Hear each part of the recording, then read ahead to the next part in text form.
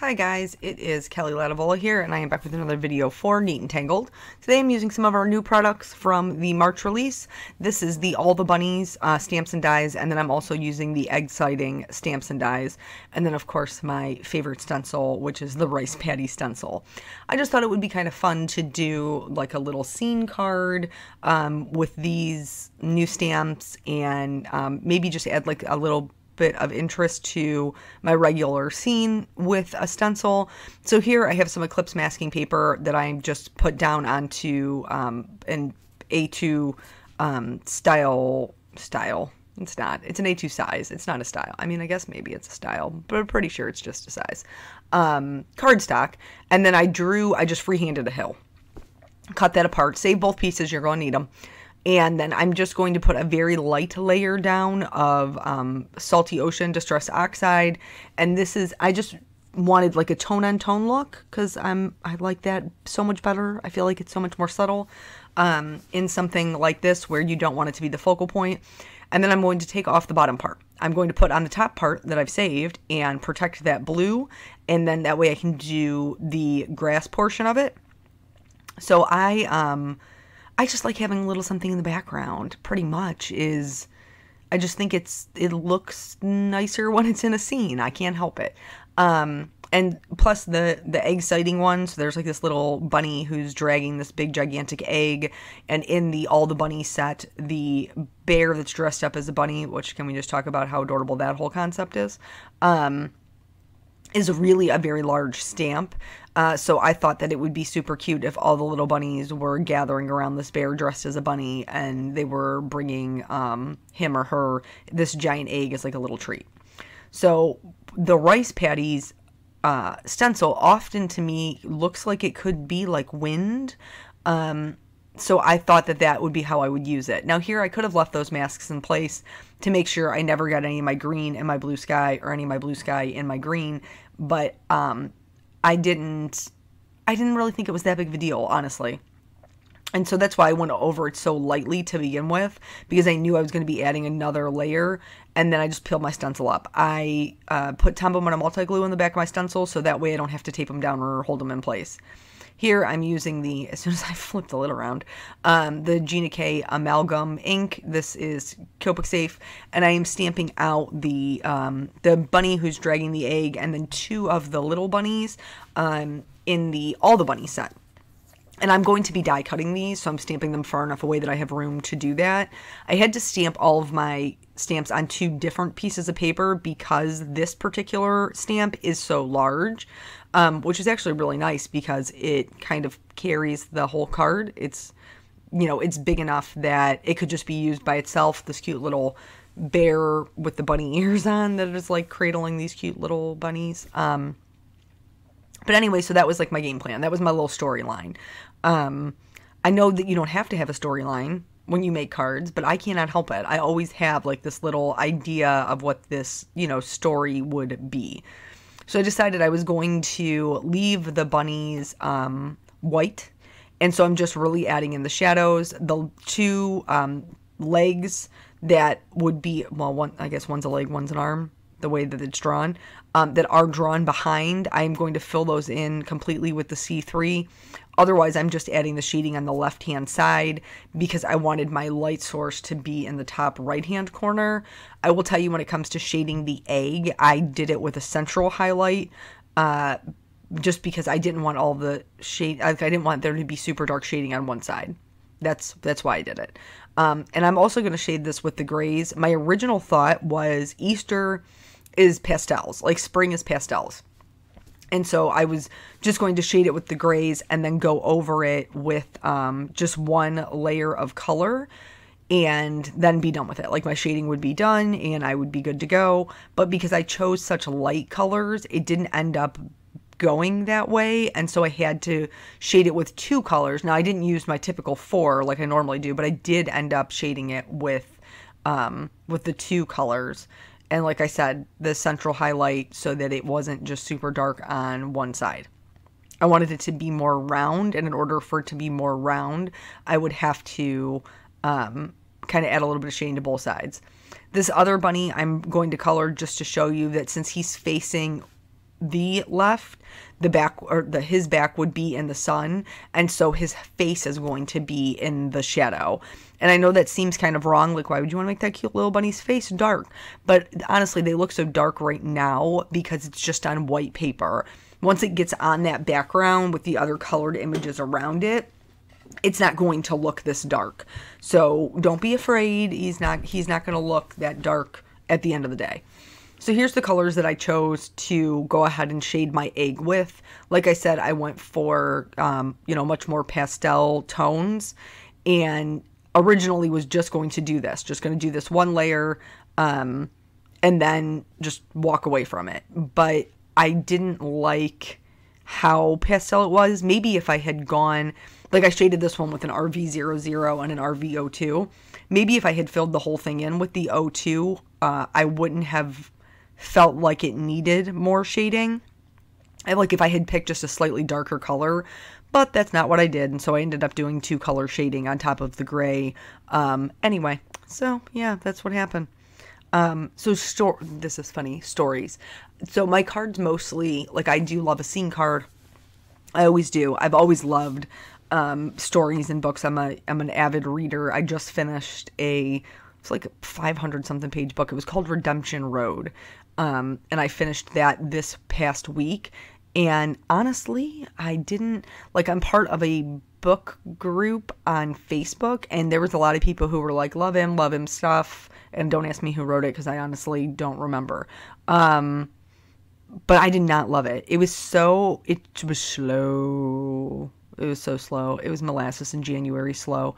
And I could not get into it. And then by the time it finally started to get interesting, the story was so convoluted that I was like, dude, just pick an idea. Just pick one and stick with it. It almost felt like it would have been better served to have been like maybe a bunch of shorter books, like maybe 2 or 300 page books versus one 500 plus page book. But anyway, always love stories. In fact, my sister, I have 2 sisters, and so my oldest sister is 13 years older than me, and then my middle sister and I are 3 years apart. So obviously we were, growing up in the household together at the same time, and my parents always played video games. Like we had an Atari. I used to play like the original Nintendo with my grandmother. Like we just always were a game playing family, and nothing's changed now. When I lived at home before I got married, like my mom and I would spend our weekends playing like Guitar Hero and Rock Band together. So just have always loved those things. But when I would play video games, like I think our playroom thing was in the basement, and like I would just sit there for hours playing video games and like telling myself stories, and my sister used to make fun of me all the time because I would just be in there talking to myself, telling myself stories, which is funny now because I see my son do the same thing, and so I'm like, oh, poor kid, you come by it natural, because I just have always been that way, where I just loved a good story. So yeah, what's been going on in my life lately? I think the last time that we chatted, I was telling you about our cooking class. And so then when we came back from the cooking class, it was my mom's birthday. And so we were getting ready to go over there to celebrate her birthday. And I always, like, I try to make sure that my mom doesn't cook on her birthday or like on Mother's Day. Sometimes I can't talk her out of it. So usually I try to get her to go to a restaurant or let me and my sisters bring something. And she's always like, no, I can do it. I can make dinner. I can do this. And ultimately, like, I'm just trying to cut the poor woman a break, even though she won't accept it. And so we decided, instead of going out to dinner, that we were going to do dinner at the house. And so I was like, I'm just going to make pasta, because my middle sister doesn't eat pasta. She doesn't eat a lot of things, honestly. Like, she's limited on the things that she likes.